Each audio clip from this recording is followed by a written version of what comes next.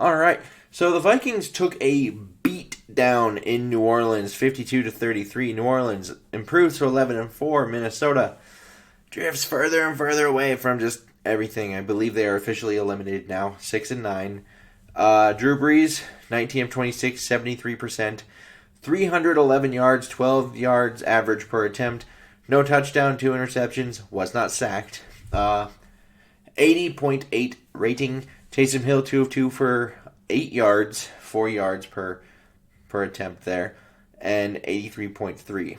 So in total, 21 of 28, 75% for 319 yards, 11.4 average, an 82.3 quarterback rating with 2 interceptions. Now comes the big storyline. Alvin Kamara ran for some yards. Don't know if you saw that. 22 carries for 155 yards, 7 yards a pop, a long of 40, and 6 touchdowns. Latavius, 12 carries for 72 yards. Taysom Hill, 5 for 18 yards and a score. Emmanuel Sanders, 1 for 12. Michael Burton, 2 for 10. Drew Brees, 3 carries for -3 yards because they count kneel downs as carries. So, 45 carries, 264 yards, 5.9 yards per carry, and 7 total scores. On the receiving end, Emmanuel Sanders, 4 of 5 for 83 yards, 20.8 average yards per catch, 31 was his long. Jared Cook, 3 of 4 for 82, 27.3 yards per catch. Adam Troutman, 2 of 2 for 45. Marquez Callaway, 3 of 4 for 26. Latavius Murray, 3 of 3 for 24. Taysom Hill got his lone target for 19. Same thing with Juwan Johnson. Alvin Kamara, 3 of 5 for 17. And Michael Burton got his lone target for 4 yards. They were 5 of 9 on third down. That's good for 55%. 6 of 7 in the red zone, 86%. They were -2 in the turnover department.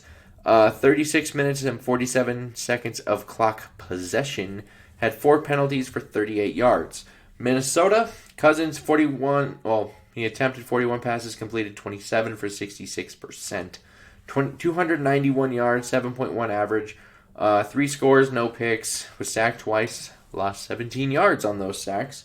And had a rating of 110.9. They kind of got away from the run, mostly because the game kind of got away from them because they could run quite well. But I think for the most part they did run pretty well when they did do it. Cook, 15 carries for 73 yards, 4.9 yards a carry. 15 was his long and a score. Abdullah, 1 for 13. Boone, 1 for 4 and a score. So 17 carries, 90 yards, 5.3 average yards per carry, and 2 total scores. Thielen led them in receiving, 8 of 9 for 97 and a score. Jefferson, 6 of 10 for 85. Irv Smith, 6 of 9 for 53 yards and 2 scores. Tyler Conklin, 4 of 6 for 31. Olabisi Johnson, 1 of 1 for 13. Dalvin caught both of his targets for 12 yards, and Abdullah didn't catch his lone target. So, 3 of 9 on third down, 33%. They were 5 of 5 in the red zone, so knocked that out. They were +2 in the turnover department. 23 minutes and 13 seconds clock possession. 3 penalties, 20 penalty yards. So now, real thoughts. I thought the offense overall was actually able to run the ball. I think they just moved it on them all day in general. They didn't turn it over. It wasn't a perfect day, specifically pass protection. I don't think it was always perfect because, not everything's always perfect. But I think overall the offense actually played well enough to win this game. Now, the problem was defense, or lack thereof, I should say. Because where do you start? I would say tackling, probably some more tackling, and then tackling. So it feels like they missed more tackles in this game than they did the entire season. And they couldn't shed blocks. That was pretty normal from the last couple of weeks here. And I was really concerned about this coming in. I was like, they may run for 7,000 yards. They might as well have. And Kamara at times wasn't getting touched until he was 5-10 yards down the field. We even saw that last week with David Montgomery with the Chicago Bears. So this week really had me concerned because Kamara and Taysom Hill and Latavius Murray different blend than what Chicago offers.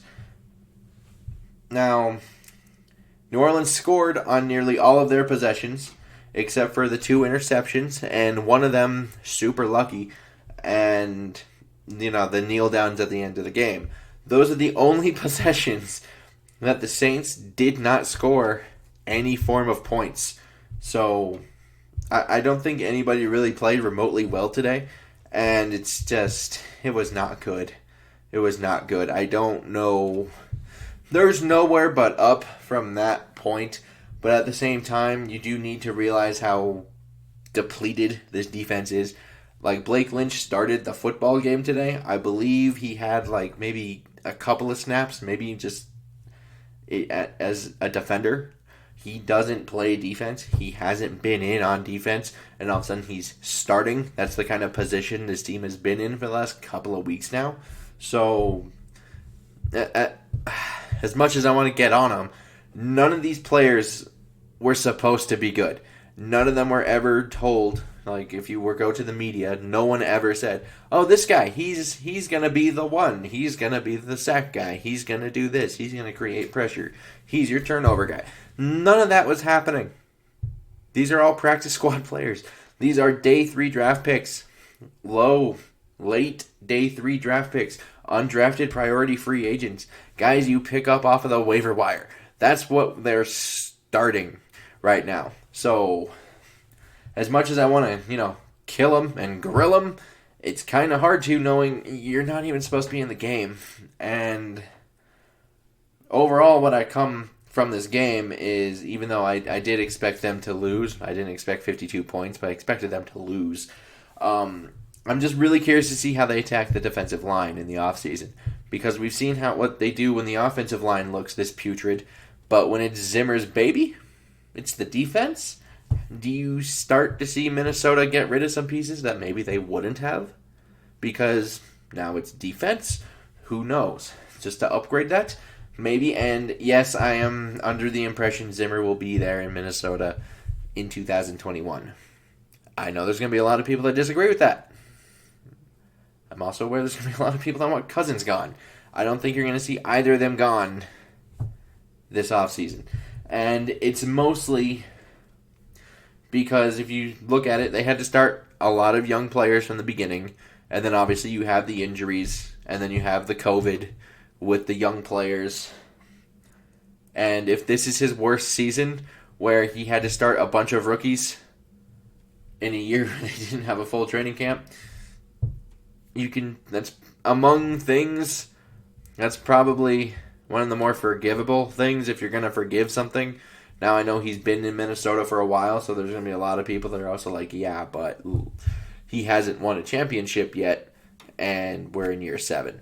And I also get that, but I'm thinking next year's the hot seat year, where if he doesn't perform, and it looks anything similar to this, I don't think he makes it through the end of the season in 21.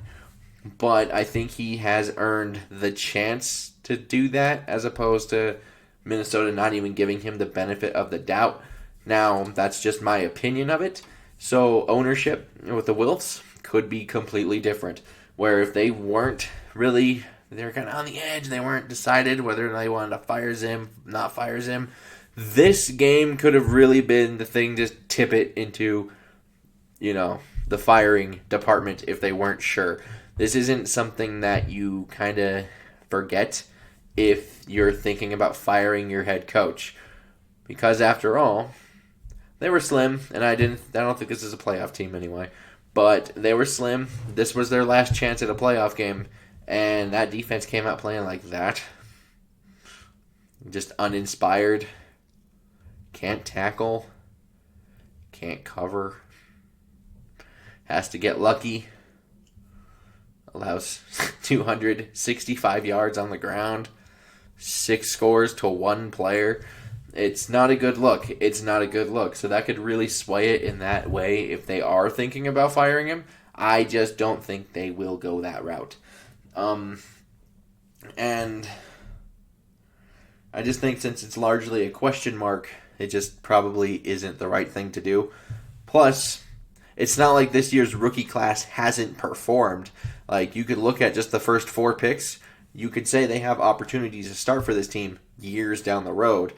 From Jefferson to Gladney to, Ezra Cleveland and Cameron Dantzler. All of those guys have opportunities to be multiple year starters throughout the duration of the rookie contract at the very least.